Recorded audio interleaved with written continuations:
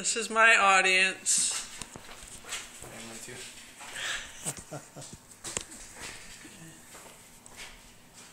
Hi, my name is Rebecca Hockaday, and I'm here to talk to you today about the abuse of the developmentally disabled over the years and how self-advocacy and community-based services can help with this problem in our society. I'd like to tell you Henry's story. Henry, when I first sat down with him, he's actually a developmentally disabled man who's in his 50s. And when I first sat down with him, he told me his story.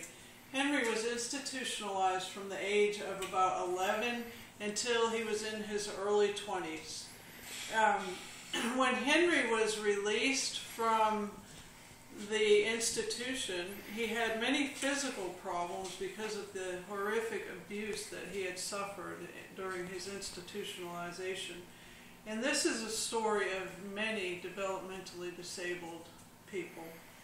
I'm currently a CRC1, which is a Community Resources Coordinator with a private company who focuses on community-based services and home providers for the developmentally disabled.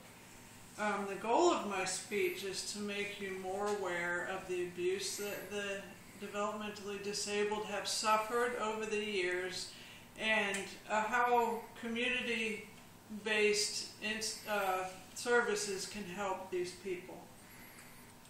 There are several articles in the New York Times that I read about the abuse of the developmentally disabled over the years.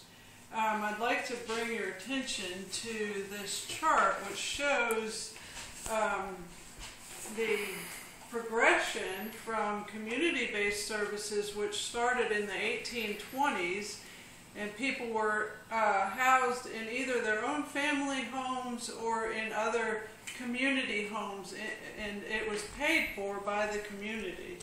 And then it moved more towards almshouses, which were larger buildings, but it was still more like a home-based setting and a community kind of based setting in the 1850s.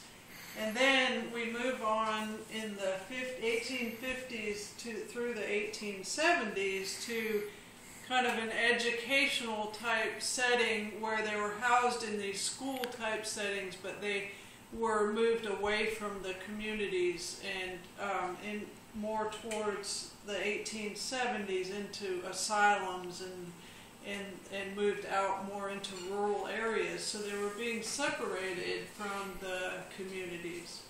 For about 100 years, from 1870 to 1970, the developmentally disabled were basically kept in asylums, and they were kept away from the mainstream population. And then from 1970, it started to change more towards community-based services and privatization, which has helped a great deal in eliminating the abuse of the developmentally disabled, but it hasn't totally eliminated it. I feel that the moving more towards funding programs where we do self-advocacy with them, that they understand more, and it's very empowering for anybody to be able to speak up for themselves. And it's sort of like the story of if you give a man a fish, you feed him for a day. If you teach him to fish, you feed him for a lifetime.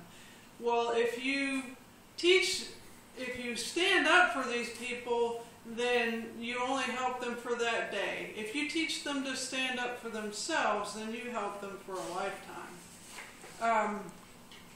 Things have improved, and there are many self-advocacy groups.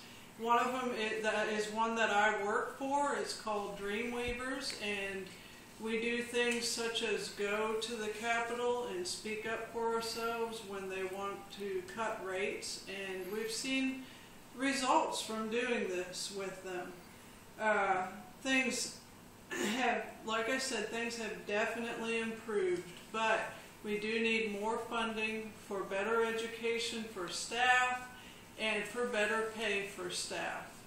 And I would like to see more training in teaching these people how to self-advocate for themselves. Thank you very much.